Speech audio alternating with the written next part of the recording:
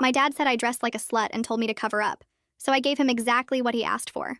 It started when I wore a tank top and shorts to the grocery store on a 90-degree day. "You're not leaving the house dressed like a SLite," my dad said while I was grabbing my car keys.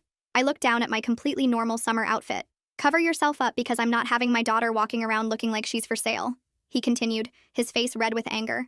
I went back upstairs and changed into jeans and a hoodie despite the heat, and he nodded approvingly while saying this was about respect and dignity and protecting my reputation.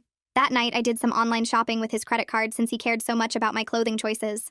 "Thank you for helping me understand modesty," I said the next morning, wearing a full-length denim dress that covered everything except my hands and face. He seemed pleased until we got to his office barbecue, where everyone kept asking if I was feeling okay and why I was dressed for winter.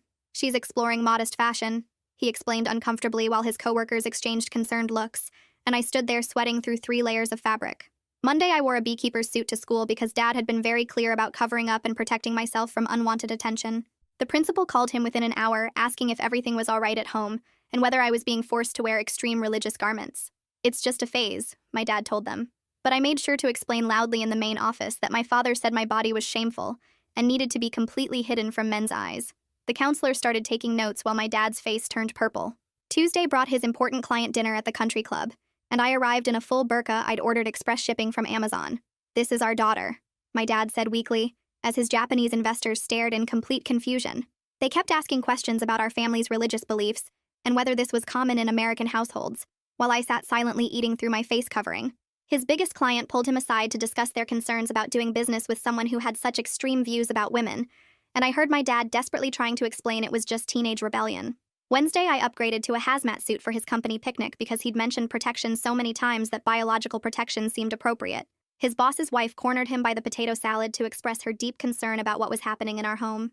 "If you need resources for controlling behavior or religious extremism, we have employee assistance programs," she said while I stood nearby in my yellow containment suit, explaining to anyone who asked that my dad said my skin was too dangerous to be exposed to the public. Thursday was parent-teacher conferences, and I wore a Victorian morning dress complete with a black veil that covered my entire face. My teacher asked my dad point-blank if he was abusing me or forcing me into a cult while I sat there looking like a gothic ghost from 1850. "She seems to be crying for help," the teacher said sternly, while my dad tried to explain that I was doing this to myself. But she'd already seen my essay about how my father called me a slut for wearing normal clothes. Friday, I went full throttle when I wore a full medieval suit of armor to his promotion announcement dinner, because nothing says covered up like actual metal plating.